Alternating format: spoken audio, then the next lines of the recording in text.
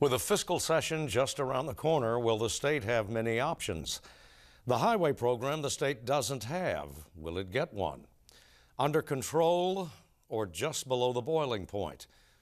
And the issue ablaze across the country, including the country's capital, a problem in Arkansas's capital. A legislative perspective next on Arkansas Week. Local broadcast of Arkansas Week is made possible in part by the award-winning Arkansas Democrat-Gazette, Arkansas's largest major newspaper, bringing you local, national, and international news since 1819. By the Arkansas Times, keeping you informed by covering people, events, and politics in Arkansas. By FM 89, KUAR in Little Rock, with in-depth news reporting, analysis, and discussion each weekday.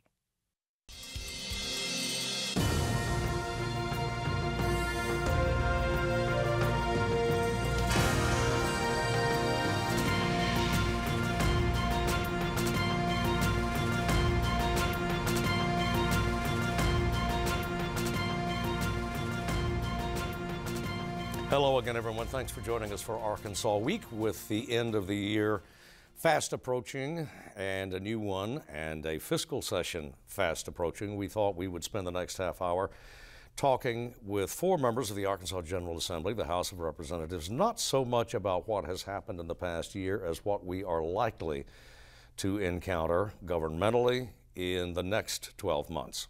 Joining us, Representative Vivian Flowers, Democrat of Pine Bluff, Representative Doug House, Republican of North Little Rock and Cato and other points of North Pulaski County, Representative Michael John Gray, Democrat of Augusta, and Representative David Meeks, Republican of Conway. And thanks to everybody for coming in. Let me begin with fiscal matters because you're going to be spending some money, asked to spend the state's money in come February. We had a revenue report that indicated, the last revenue report indicated, and I think I've got the numbers correctly here, we are above collections in fiscal 17, but a bit below forecast. Cause for concern. And of course, the general revenue pie by legislative action at the behest of the executive branch is a bit smaller than we in recent years have been accustomed to. Mr. Meeks, let's begin with you. I don't really think that it's cause for concern at this point. You know, we do have a strong economy, a strong job market under the leadership of our governor, Asa Hutchinson. And so I think we'll go into the fiscal session really doing well. You know, we might have to make some adjustments here and there. But, you know, when we're giving tax cuts and we're giving people their money back, you know, that's what it's all about. If we have to, you know, limit government a little bit more, then we'll go in and we'll make those decisions. Are you limiting services as well, though? No, I think that we have enough fat in the budget, so to speak, that we can, if we have to make cuts, we haven't had to thus far.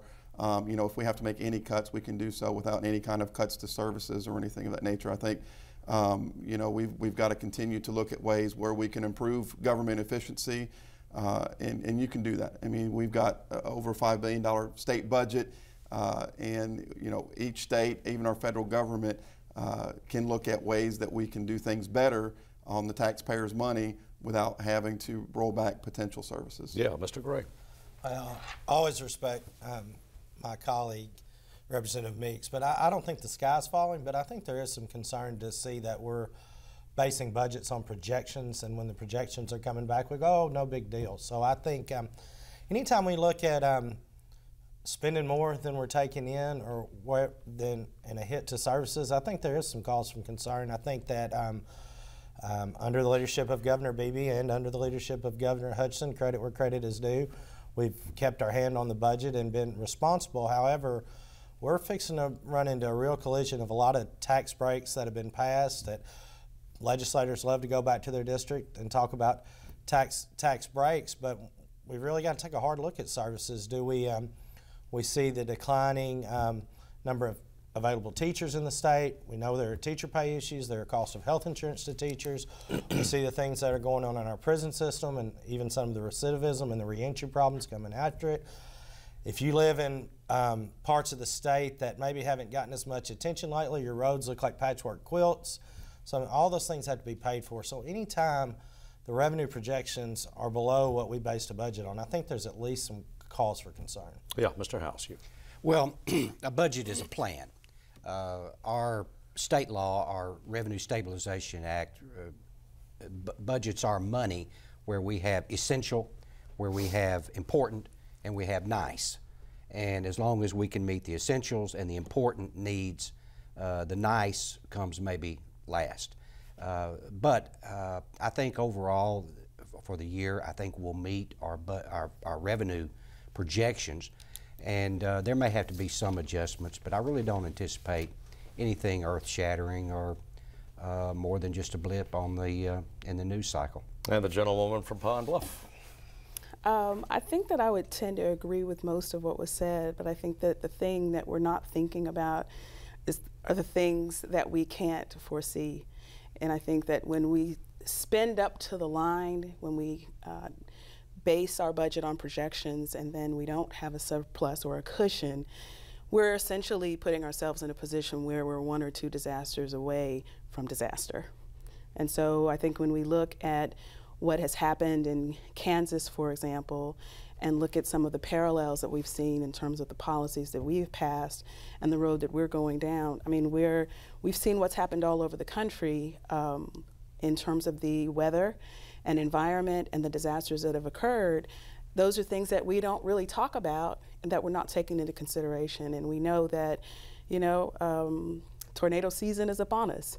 And so I think we have to be very, very careful going into a fiscal or a regular session with tax cuts being at the forefront without considering those things that can't be in the plan, as well as those things that we know should be in the plan, but we're focused on tax cuts. So for example, I think my colleague just mentioned about patchwork in counties, but I just don't see how we can go in and out of sessions talking about tax cuts and talking about government efficiency, and we have no plan for our highways. So I think those are some things that we have to think about, as well as education. And those 2 things I would point out. How can you talk about economic development and economic growth beyond being 49th, 50th, 47th, or being happy getting up to 42nd with different economic indicators when, economic growth moving beyond where we've always been can't change in any monumental fashion without making monumental changes to our infrastructure, including our highways, and certainly to education. So I would point out that until we deal with our highways and until we fully fund pre-K and after school, and certainly until we have a better cushion and surplus, I don't see how we can't be uncomfortable and think about what could possibly happen at the detriment of our state and our citizens. I promise we'll get to highways in just a second. I absolutely promise. But Ms. Flowers suggested, gentlemen, that she may see a parallel between Arkansas and Kansas and perhaps Louisiana as well, and some other states. Do you? How close a parallel? There are some similarities. Kansas has pretty much worked around based on what I've heard them say, that yeah, they had some initial shock from lost revenues, but they've been able to adjust and they're on the way back to a recoverable situation. Well, they adjusted and recovered, sir, by reversing some of those tax cuts. Some things they had to do that, yes, and then they cut a lot of spending, a lot of programs that were really unnecessary, but they worked through it. And that's the whole point of why we have elected officials, is working through it. Representative Flowers mentioned something about the unpredictability of things. We're talking about the budget. A lot of people don't understand this, and it's probably a good place to mention it. The state of Arkansas overall collects about $9 billion in taxes from all sources and all funds, not including federal. A lot of it goes to pay off debt. A lot of it goes to pay off things that must be paid for, like education and keeping the prisons open and the courts open. But we are getting down to the point where so many funds are earmarked that the discretion of the legislature is extremely limited. I guess our budget that we maybe have some discretion on where we can move money is getting down to around $1 billion. So $1 billion out of 9, does the legislature really have some authority to say, well, let's move it to highways, or let's move it to higher education, or let's move it to human development? And so I think one of the things in 2017 that we're going to have a discussion with the people is if you want to hold your elected officials responsible, we're probably going to have the authority to move money to where it's really needed and let some of the other things that perhaps are not needed go. Let me go back to the panel, but let me stay there for just a second. Move it where, sir? I'm sorry? Did you move general revenues where? Well, I mean, we don't have, so many funds are earmarked. For instance. Yes, sir, I know, but are you talking about a major reassessment of general revenues? I'm talking about the authority to be able to do that. The legislature doesn't have that authority. For instance, we have the special revenues. And the easy one everybody knows about is the gas tax. It goes to the highways, period. But so many tobacco taxes have been earmarked. Different fees and funds collected go to one program or another by statute. We don't have. The legislature has deemed these are special revenues. Yes. So the legislature gave that power away. I want to make that. That's true. He's absolutely right. In years past, before we got there, the legislature gave away a lot of power. And we're going to have a discussion with the people. Do you want to hold us responsible for moving money around? Then we're going to have the authority to do it. Some of this is constitutional. Yeah, Mr. Gray. So I hear Representative House, and I want to say that there have been a lot of great leaders from all across the state in our history, and they deemed that some of these revenues, if we were going to go to the people and say, at the pump, you're going to pay X dollars, but while you pay that, it's going to go to highways, or if the state's going to take on a big fight against big tobacco, we're going to make sure the money goes to help the people that have been affected by this. So I respect the point that we are limited in how we can shift some funding around. We're not limited in legislatively shifting priorities around. So I think we'd have to be cautious in creating too much of a political environment about where this money should go, and really address it from a policy standpoint and not get in the hyper-political atmosphere we're in of what service may be more important to one leader or the other. These funds were deemed to go to certain places to make sure that, in the most part, essential services to the people of Arkansas were satisfied. Well, let's just go ahead to highways then, because whether it's politics or policy, and I think you'd all agree it's both, the Highway Commission has floated a proposal for a significant increase, I think at the wholesale level, on motor fuels to try to fund a highway program. Mr. Meeks, let's start with you. What kind of appetite do you sense, at least in your district, if not statewide, about higher per pump prices?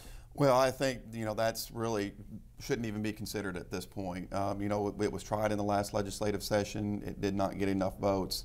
I think what we need to do is, again, we've got priorities. We've only got so much money. The people of Arkansas only have so much money in their back pockets as well. We may have to slow down tax cuts, and what we may need to do is we may have to slow down the tax cuts that everybody and again respect the idea that we need to go ahead and lower our income tax to zero, and I hope but one day we'll continue to get to that, but we may need to slow that down a little bit and take some of the money that we would have spent on tax cuts and then move it over into the highway. What do I mean by that? Right now, Arkansas, like if you go out and buy your tires, you go out and buy a car battery, car tires, anything of that nature, car related, that goes into the general revenue pot. Most people don't realize that in the state of Arkansas. I think it makes sense for us to take some of that revenue over, and we can do it over several years, so we can do it responsibly. We can take it over several years and shift that money that you spend on car related items and move it over to actually fund the highways. And the highway department did a survey, and the people overwhelmingly agreed with that assessment. I think it's like 63 or 64% of those who took the survey said, yes, we should move that revenue over to be used on highways. So I think it makes sense to do that first. And again, if that means that we don't have a big of an income tax cut in order to be able to balance the budget, I think the people of Arkansas will understand that. The governor, sir, and the governor of your party Sure. recently said, don't even think about it. Well, yeah, and I know right. Governor Beebe had that position. I know Governor, and I'm going to have to respectfully disagree with him on that. I understand his priorities. He wants to cut the income tax down to zero, and I agree with him. But I think we ought to start moving in that direction, because otherwise, yeah, I'm going to cut your income tax over here and then ask you to pay more at the pump. I think if we're going to make things more efficient, I think we're going to do do things the way I think we need to do them. And again, the people of Arkansas have said they want to do them, is to take some of that money from car-related issues and move them over to fund our highways. Ms. Flowers, we've just heard a member of the opposition party say that we may need to slow down tax cuts. What do you make of that? What I make of it is I think that he's absolutely right in that.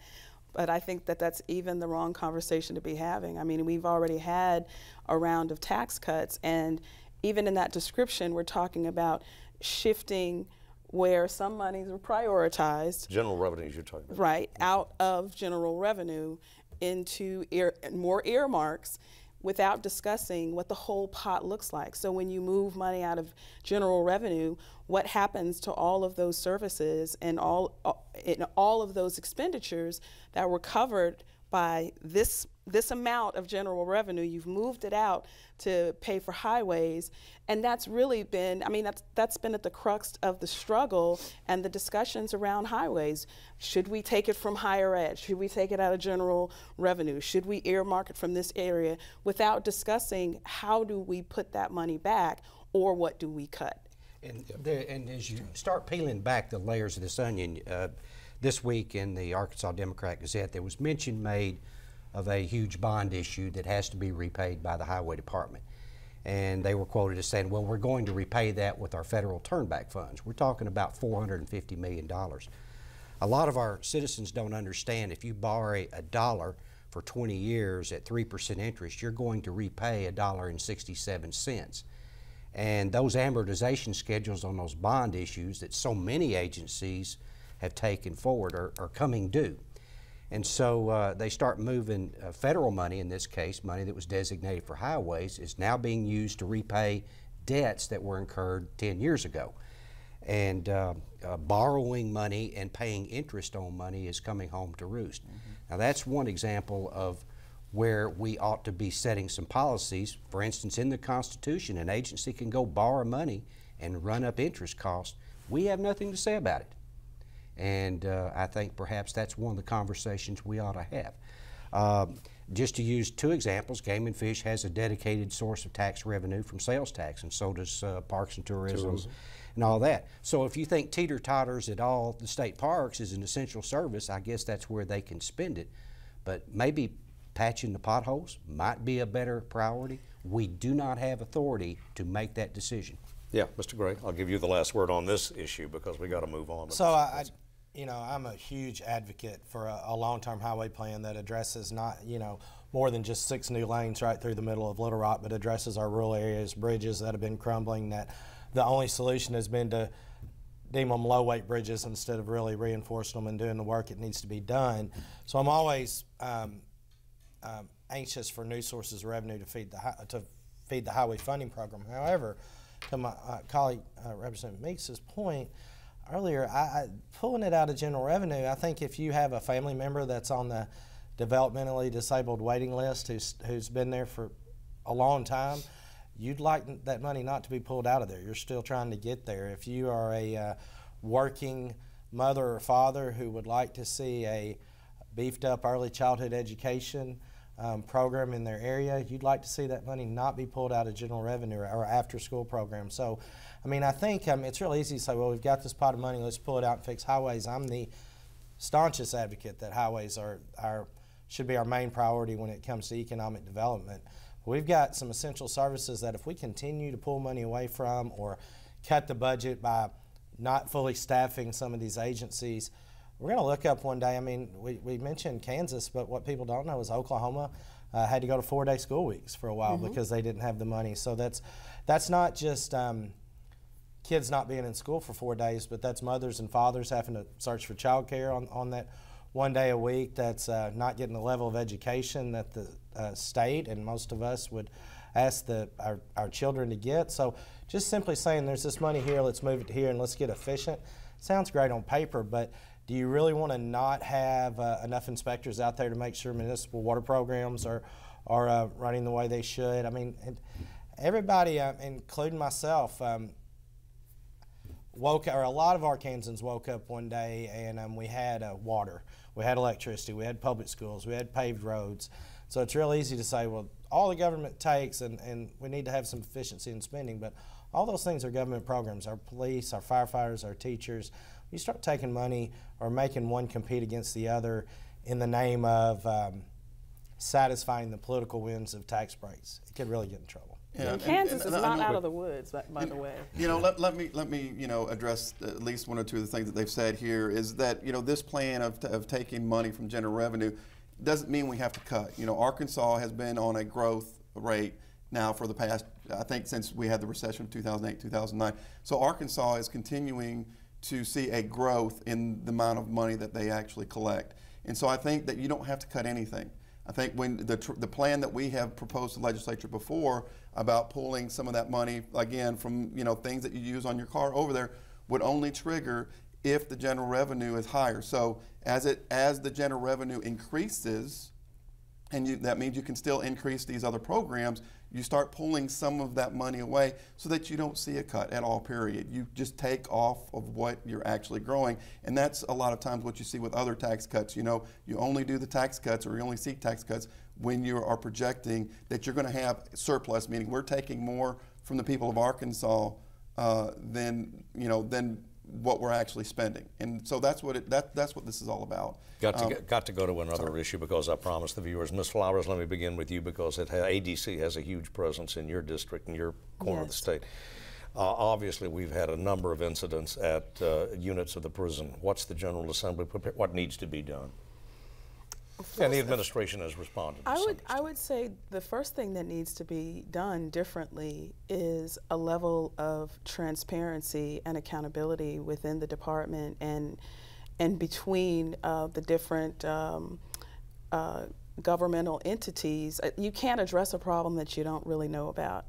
And when we're getting information on the back end, and not all of the information, I think it makes it very difficult to come up with a real solution. ADC has been less than forthcoming in your estimation? In my estimation, I think that, yes, I think ADC has been less than forthcoming, not only with the legislature, but with the public in general, absolutely.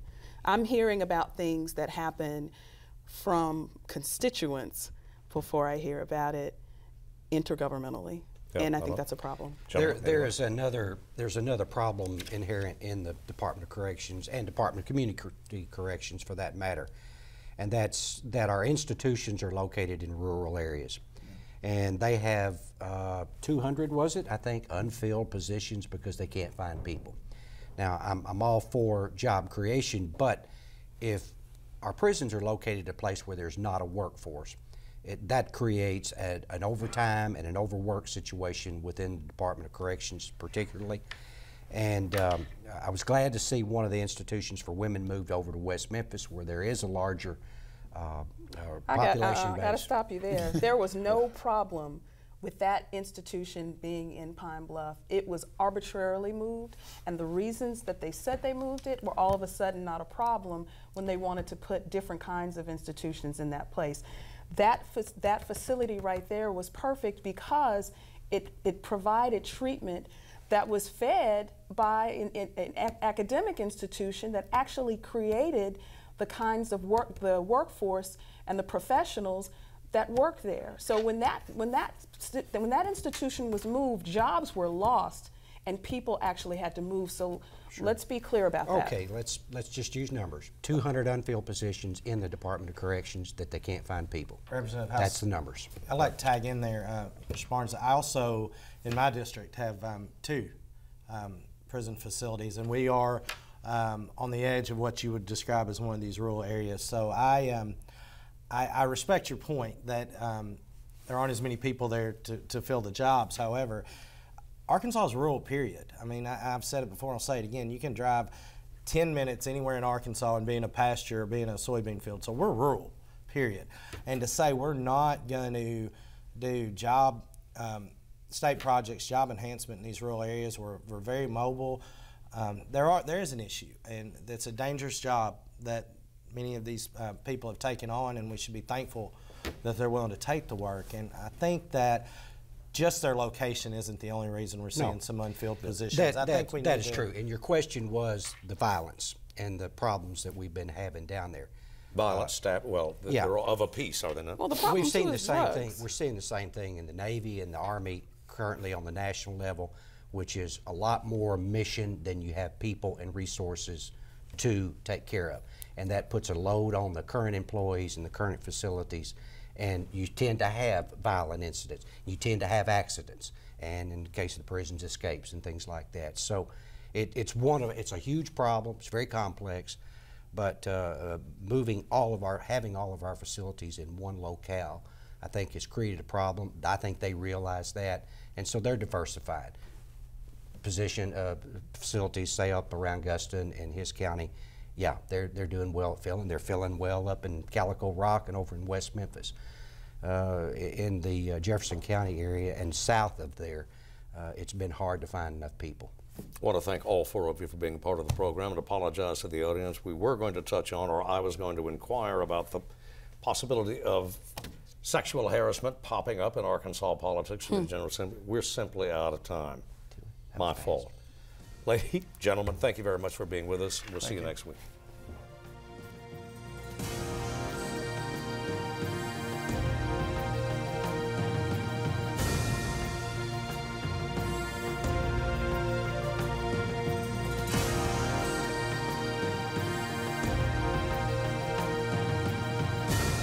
Local broadcast of Arkansas Week is made possible in part by the award-winning Arkansas Democrat-Gazette, Arkansas's largest major newspaper, bringing you local, national, and international news since 1819.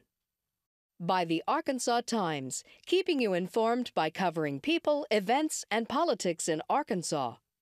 By FM 89, KUAR in Little Rock, with in-depth news reporting, analysis, and discussion each weekday.